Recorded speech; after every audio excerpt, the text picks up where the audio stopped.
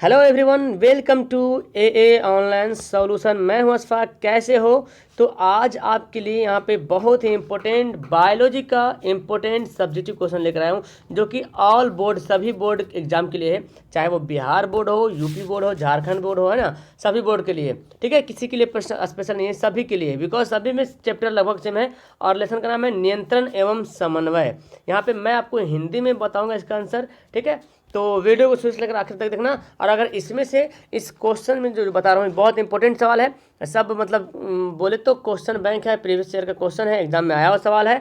और अगर इस सवाल ये सारा सवाल अगर आपको याद है तो नीचे कमेंट करना, और याद नहीं है तो ध्यान से समझो और समझ के अपने कॉपी में नोट कर लो। और नोट करने के बाद क्या करना है, रख मत देना है, याद करना है, ठीक है। चलो तो सवाल यहाँ पे शुरू करते हैं। पहला सवाल है, बहुत इंपॉर्टेंट सवाल। यहाँ पे आप चाहो तो स्क्रीन शॉट ले लो, लेकिन हाँ स्क्रीन शॉट लेके आप खाली सो मत जाना, याद कर लेना, कॉपी में लिख लेना। पहला है, मधुमेह से आप क्या समझते हो? मधुमेह है ना, जिसको इंग्लिश में बोलते हैं डायबिटीज बोलते हैं। डायबिटीज से आप क्या समझते हैं? तो आंसर देखिए, जब हमारे शरीर के पैंक्रियाज में इंसुलिन का पहुंचना कम हो जाता है ना। पैंक्रियाज समझते हैं ना, अग्नाशय ग्रंथि जिसको बोलते हैं। जब हमारे शरीर के पैंक्रियाज में इंसुलिन का पहुंचना कम हो जाता है तो खून में ग्लूकोज का स्तर क्या होता है, बढ़ जाता है। ग्लूकोज का स्तर जो है ब्लड में, ग्लूकोज का स्तर क्या होता है, बढ़ जाता है। कब? जब इंसुलिन कम पहुंचेगा तब। जब पैंक्रियाज में इंसुलिन कम पहुंचेगा तो ग्लूकोज जो है उस ग्लूकोज का स्तर क्या होगा, बढ़ जाएगा। जब बढ़ जाता है तो इस स्थिति को मधुमेह या डायबिटीज कहा जाता है। ये जो बढ़ने के कारण क्या होता है, मधुमेह या तो डायबिटीज हो जाता है। इंसुलिन एक हार्मोन है जो कि पाचक ग्रंथि द्वारा बनता है। किसके द्वारा? पाचक ग्रंथि। सवाल आपका ऑब्जेक्टिव भी मिलता है कि इंसुलिन क्या है, तो एक हार्मोन है, ठीक है। एंजाइम नहीं बल्कि इंसुलिन क्या है, एक हार्मोन है। तो इंसुलिन एक हार्मोन है जो पाचक ग्रंथि द्वारा बनता है। इसका कार्य क्या है कि शरीर के अंदर भोजन को एनर्जी में बदलने का होता है, ठीक है। इंसुलिन क्या करता है, शरीर के अंदर जो भोजन होता है उसको एनर्जी में बदलने का होता है। यही वह हार्मोन होता है जो शरीर में शुगर की मात्रा को भी कंट्रोल करता है। तो सवाल ऐसे भी दे सकता है कि शुगर की मात्रा को कंट्रोल कौन करता है, नियंत्रण कौन करता है? तो कौन करता है, इंसुलिन कंट्रोल करता है। कौन करता है, इंसुलिन। और यही अगर कम जाएगा, इंसुलिन की कमी से कौन सा रोग होता है, मधुमेह रोग होता है। सवाल पढ़ते हैं ना ऑब्जेक्टिव में कि इंसुलिन की कमी से कौन सा रोग होता है। तो एक्चुअली में क्या है, इंसुलिन की कमी का मतलब यह हुआ कि पैंक्रियाज में इंसुलिन पहुंच ही नहीं पाता है। जब पहुंचेगा नहीं तो क्या होगा, ग्लूकोज का स्तर क्या होगा, बढ़ जाएगा। सिंपल सी बात ये समझिए कि मधुमेह होने का यही कारण है कि इंसुलिन पैंक्रियाज में नहीं पहुंचता है, जिसके कारण ग्लूकोज का स्तर क्या होता है, बढ़ जाता है।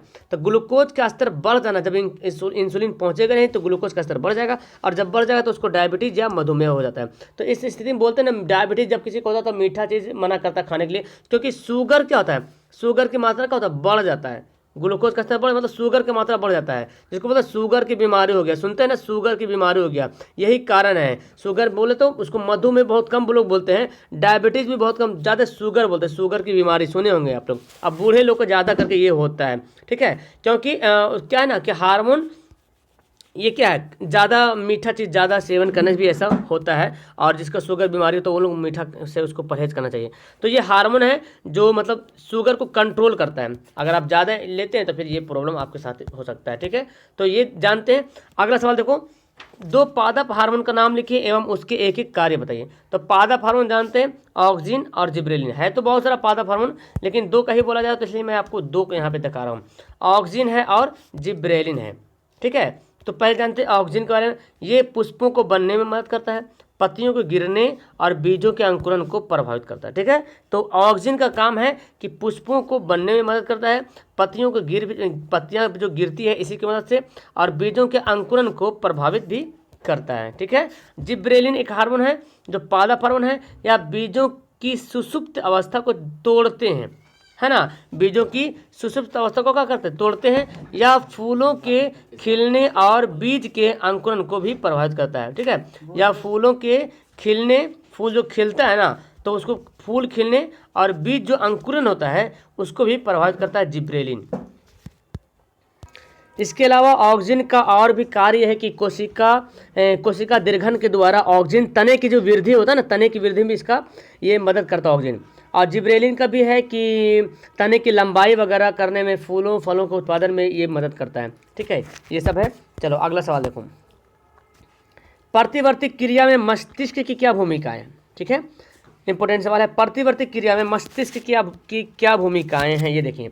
तो मध्य मस्तिष्क सिर और गर्दन और धड़ की प्रतिवर्ती गलियों को नियंत्रित करता है। ठीक है, कौन प्रतिवर्ती क्रिया को क्या करता है? मध्य मस्तिष्क सिर जो होता है और गर्दन धड़ की प्रतिवर्ती गलियों जो होता है, जो नली होता है, जो गलियों जो बोले, नियंत्रित करता है, नियंत्रण करता है। या नेत्र पेशियों की गति, जो नेत्र में जो नेत्र जो पेशियां होता है, जो आंख में जो पेशियां होता है, उसकी गति, पुतली के आकार में परिवर्तन और नेत्र लेंस के आकार में परिवर्तन को भी नियंत्रित करते हैं। यानी कि पुतली देखते हैं छोटा बड़ा होता है, धूप से निकलते हैं, कभी छोटा कभी बड़ा होता है ना। तो पुतली के आकार में भी छोटा बड़ा मतलब परिवर्तन करता है। नेत्र लेंस के आकार में छोटा बड़ा होता है, नेत्र लेंस भी छोटा बड़ा होता है। तो इसको कंट्रोल कौन करता है? प्रतिवर्ती क्रिया करता है। ठीक है, पश्चिम मस्तिष्क होता है, जो पिछला जो मस्तिष्क, पश्चिम मस्तिष्क के भाग में मेडुला ऑब्लांगेटा हृदय स्पंदन, रक्तदाब, पसीना, खांसना, छींकना, वमन को भी नियंत्रित करता है। इनकी प्रतिवर्ती क्रिया यहाँ पे देख रहे कितने सारा काम कर रहा कि मध्य मस्तिष्क को कंट्रोल कर रहा, सिर गर्दन धड़ इसका भी कंट्रोल कर रहा, आंखों की पुतली है उसको छोटा आकार में परिवर्तन को मदद कर रहा, नेत्र की पेशियाँ की गति को कंट्रोल कर रहा, नेत्र लेंस का भी आकार को छोटा बड़ा के लिए वो कंट्रोल कर रहा है ना। अब पीछे का जो मस्तिष्क होता है, पश्चिम मस्तिष्क, मेडुला हृदय स्पंदन जो होता है, जो हृदय गति होता है, रक्त दाब, या तो पसीना आता है या खांसते हैं या छींकते हैं, वमन करते, ये सब जो है ना, इस सब को कंट्रोल कौन करता है? प्रतिवर्ती क्रिया करता है। इसलिए ये मस्तिष्क की बहुत ही मुख्य भूमिका है, याद रखेंगे। प्रतिवर्ती क्रिया में मस्तिष्क की बहुत भूमिका है। कौन सी क्रिया में? प्रतिवर्ती क्रिया में। तो यानी कि ये सब जो काम हो रहा है ना, ये कौन सा क्रिया हो रहा है? प्रतिवर्ती क्रिया हो रहा है। ठीक है ना। ये देखो चौथा नंबर सवाल देखिए, तो आपको पता चलेगा क्या है, जंतुओं में रासायनिक समन्वय कैसे होता है। ठीक है ना, जंतुओं में रासायनिक समन्वय कैसे होता है। तो जंतुओं में अंतःस्रावी ग्रंथियां विशेष रसायनों को उत्पन्न करती है। जंतुओं में क्या होता है? एक अंतःस्रावी ग्रंथि होता है जो विशेष रसायनों को क्या करता है? उत्पन्न करती है। वे रसायन या हार्मोन जंतुओं को सूचनाएं प्रदान, वे रसायन या हार्मोन जंतुओं को सूचनाएं संचारित करने के साधन। ओके, तो बोल रहा है पे क्या, वे रसायन या हार्मोन जंतुओं को सूचनाएं संचारित करने के साधन के रूप में प्रयुक्त होता है। यानी कि जंतुओं मतलब जंतु को जो सूचना प्राप्त होता है, जैसे कि आप खड़े हो, पीछे से कोई आ रहा तो तुरंत आपको पता चलता है ना। तो ये सब जो सूचना जो संचारित करने का जो साधन होता है, इसके लिए प्रयुक्त होता है। ठीक है, अधिवृक्क ग्रंथि जो होता है, इसको अधिवृक्क ग्रंथि से स्रावित एड्रिनल हार्मोन सीधा कहाँ? रुधिर में स्रावित होता है। यानी एड्रिनल ग्रंथि जिसको बोलते हैं अधिवृक्क ग्रंथि, एड्रिनल ग्रंथि को, तो एड्रिनल ग्रंथि से एड्रेनलिन हार्मोन निकलता है और कहाँ जाता है? सीधा रक्त में स्रावित करता है और शरीर के विभिन्न भागों तक पहुँचाता है। उत्तर को में विशिष्ट गुण होते हैं। तो यहाँ पे होगा उत्तकों में, ठीक है, सुधार लेंगे इसको। उत्तकों में विशिष्ट गुण होते हैं जो अपने लिए आवश्यक हार्मोनों को पहचान कर उनका उपयोग बाहरी या वित्तीय स्तर पर करती है। ठीक है, बाहरी या वित्तीय स्तर पर करती है, या भीतरी बोल सकते हैं, बाहरी या भीतरी, वित्तीय नहीं होगा, बाहरी या भीतरी स्तर पर करती है। ठीक है ना, दो यहाँ पे मिस्टेक हो गया, बाहरी या भीतरी स्तर पर करती है। यहाँ पे एक ये कर लेंगे, यहाँ पे उत्तक को कर लेंगे। ठीक है, तो उत्तक में एक विशिष्ट प्रकार का गुण होता है जो अपने लिए आवश्यक हार्मोनों को क्या कहता है? पहचानता और उसका उपयोग करते हैं, चाहे वो बाहर हो या अंदर हो। विशिष्ट कृत कार्यों को करने वाले अंगों से समन्वय कर वे हार्मोन अपना विशिष्ट प्रभाव दिखा देते हैं। यानी कि जंतु में जो रासायनिक समन्वय होता है, ठीक है ना, रसायनों के द्वारा जो कंट्रोल किया जाता है जंतुओं में, उसके बारे में बताना कि जंतुओं में रासायनिक समन्वय कैसे होता है। तो यहाँ पे एक अंतःस्रावी ग्रंथि जो रासायनिक उत्पन्न करता है, वे क्या करता है? सूचनाएं संचारित करने में काम करता है। अधिवृक्क ग्रंथियां से जो निकलता है एड्रेनलिन हार्मोन, वे भी रक्त में फैल जाती है और विभिन्न अंग तक पहुंच जाता है। और वो जो उत्तक में जो गुण होता है, वो अपने लिए हार्मोन को पहचानता है कि मेरा कौन हार्मोन है, उसका उपयोग करके अपने बाहरी या भीतरी स्तर पर वो अपना काम करते हैं। विशिष्टकृत कार्यों को करने में अंगों से समन्वय कर वे हार्मोन अपना विशिष्ट प्रभाव करते हैं। यानी कि देखो, आपको खाना है तो तुरंत आप जब खाना क्या बोलते हैं, नेवाला जो होता है, नेवाला तुरंत अब जैसे मुंह पे ले जाओगे तो मुंह अपने आप खुल जाएगा, है ना, अपने आप, मतलब नहीं चाहते हुए भी खुल ही जाएगा वो, है ना। अगर आप सोते नींद आ रहा तो आपकी आंख अपने आप बंद हो जाएगा, है ना, दिल अपने आप धड़क रहा है। ठीक है, अगर आपको कोई तुरंत चुट्टी काटा तो आपको तुरंत पता चल जाएगा, अच्छा कौन चुट्टी काटा है। ठीक है, तुरंत आपको पता चलेगा। ये जो अंदर में जो रासायनिक समन्वय हो रहा, ये सब इसी के कारण है। ठीक है, जो कुछ भी हो रहा है। अगला देखो सवाल, ये लास्ट सवाल है। लास्ट सवाल ये देखो, परागन किसे कहते हैं? बड़ा करते हैं, परागन किसे कहते हैं?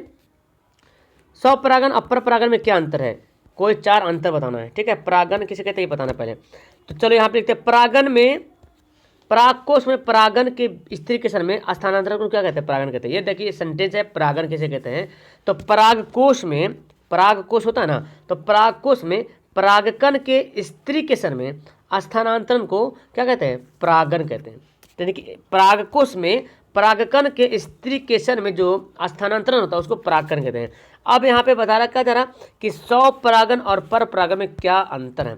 तो पहले देखो, इसका अंतर आप ऐसे भी लिख सकते हो, और नहीं तो बेहतर होगा आप एक लाइनिंग बनाना, इधर स्वपरागन, इधर स्वपरागन, इधर पर परागन, ऐसे लिखना, इधर स्वपरागन वाला, इधर पर परागन वाला, तो ज़्यादा बेहतर होगा आपके लिए। देखो मैं यहाँ पे छोटा कर दिया हूँ, चलो बड़ा करता हूँ थोड़ा सा, कुछ दिखेगा। देखो यहाँ पे पहला है परागन में, स्वपरागन में देखिए कि परागन उसी फूल या उसी पौधे के दूसरे फूल के वर्तिकाग्र पर पहुंचता है। स्वपरागन में क्या होता है? स्वपरागन ये होता है जो उसी फूल, यानी कि जिस फूल का बीज है उसी फूल या उसी पौधे के दूसरे फूल के वर्तिकाग्र में पहुंच सकता है। मतलब कि एक ही पौधा है तो उस पर जाएगा, या उसी जात का जो दूसरा पौधा है, दूसरा फूल है, उस पर वर्तिकाग्र होगा। लेकिन पर परागन में ऐसा नहीं होता है। पर परागन मतलब पर मतलब क्या समझ, डिपेंड है, स्व मतलब खुद से। यहाँ पे वर्ड भी समझे कि स्वपरागन मतलब होगा खुद का परागन करना, तो उसी फूल पे होगा, या तो उसी पौधे के दूसरा फूल पे होगा। लेकिन पर परागन में क्या होगा? दूसरे पौधे के फूल पे भी वर्तिकाग्र तक पहुंच जाता है। ठीक है, इसको तो पर परागन। तो स्वपरागन मतलब खुद के फूल पर परागन की क्रिया होना स्वपरागन होता है। और पर परागन मतलब दूसरे पौधा है, मतलब जैसे गुलाब का फूल है। ठीक है, अब गुलाब का फूल का चमेली का फूल है, तो चमेली पे जबकि वर्तिकाग्र तक पहुंच गया तो पर परागन उसे होगा। ठीक है, अब देखो दूसरा यहाँ पे देखो कि क्या है, परागकणों में नष्ट होने की संभावना कम होती है। यानी कि जो खुद होता है ना, बोलते हैं ना अपना चीज़ है, अपना चीज़ ज़्यादा टिकाऊ होता है, चाइना माल टिकाऊ नहीं होता है। ठीक है, तो यहाँ पे वही है, परागकणों में नष्ट होने की संभावना क्या होता है? बहुत कम होता है। लेकिन पर परागन में, यहाँ पे स्वपरागन होते हैं, स्वपरागकणों में नष्ट होने की संभावना बहुत कम होता है, लेकिन पर परागन में नष्ट होने की संभावना बहुत अधिक होती है। नष्ट तुरंत हो सकता है क्योंकि वो दूसरा जगह से आया है ना, इसलिए। तीसरा है, इस क्रिया से उत्पन्न बीज अधिक स्वस्थ नहीं होते। देखो स्वपरागन में क्या होता है कि इस क्रिया से जो उत्पन्न बीज होगा वो ज़्यादा स्वस्थ नहीं होगा। एक तो यहाँ पे खामी दिख रहा है कि स्वपरागन हो रहा है जब अपने ही पौधे का बीज अपने ही पौधे में डाला जाए तो स्वस्थ नहीं हो रहा। लेकिन पर परागन में क्या हो रहा है? इस क्रिया से उत्पन्न बीज अधिक स्वस्थ होता है। मतलब पर परागन में जो होता है तो जो बीज निकलता है ज़्यादा स्वस्थ रहता है। ठीक है, चौथा है कि इस क्रिया से नई जातियां उत्पन्न नहीं होती। जो पर परागन में उसमें क्या होता है कि नई जातियां को उत्पन्न नहीं होती है, और इसमें लिखेंगे इस क्रिया में नई जातियां का उत्पन्न। जाहिर सी बात है, जब गुलाब के पौधा है, गुलाब के पौधा के बीज गुलाब के ही पौधा पे जाएगा तो गुलाब का ही पौधा बनेगा। ठीक है, लेकिन अगर गुलाब का पौधा चमेली के पौधा पे जाए तो अनेक नई प्रकार की जाति उत्पन्न हो सकता है ना, नए प्रकार का जाति उत्पन्न हो सकता है।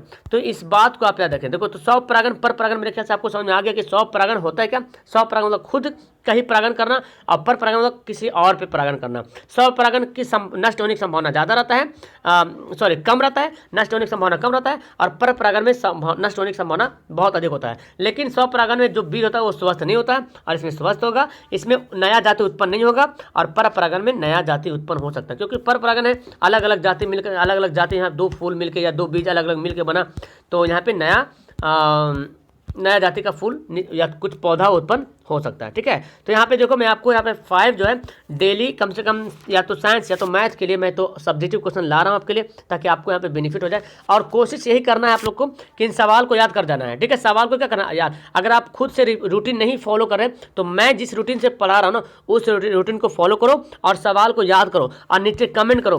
ठीक है, कल जब हम अगला सवाल पढ़ाएंगे या तो परसों अगर अगला सवाल बताएंगे तो अगला सवाल पढ़ने से पहले ये सवाल आपको याद होना चाहिए। ठीक है, आप ट्यूशन में पढ़ रहे हो, कोचिंग पढ़, जहाँ भी पढ़ो, और जो मैं यहाँ पे आपके लिए मेहनत करके यहाँ पे प्रोवाइड कर रहा हूँ, आपको ये फर्ज है कि इसको भी याद करो, क्योंकि एक आप ही के लिए है, मैं कुछ अलग से नहीं पढ़ा रहा हूँ, कुछ अपना नहीं है, आप ही क्या है। ठीक है, तो उम्मीद है कि आप लोग इसको याद करेंगे, और अगर याद है तो अच्छी बात है, नीचे कमेंट करना कितना सवाल आपको याद है, और नहीं याद है तो तो भी कमेंट करो, याद हो जाएगा ना। ठीक है, तो समझ में आ गया, वीडियो करो यहाँ पे लास्ट, मिलता हूँ नेक्स्ट वीडियो में। डाइट चावल, थैंक यू एवरीवन, बाय।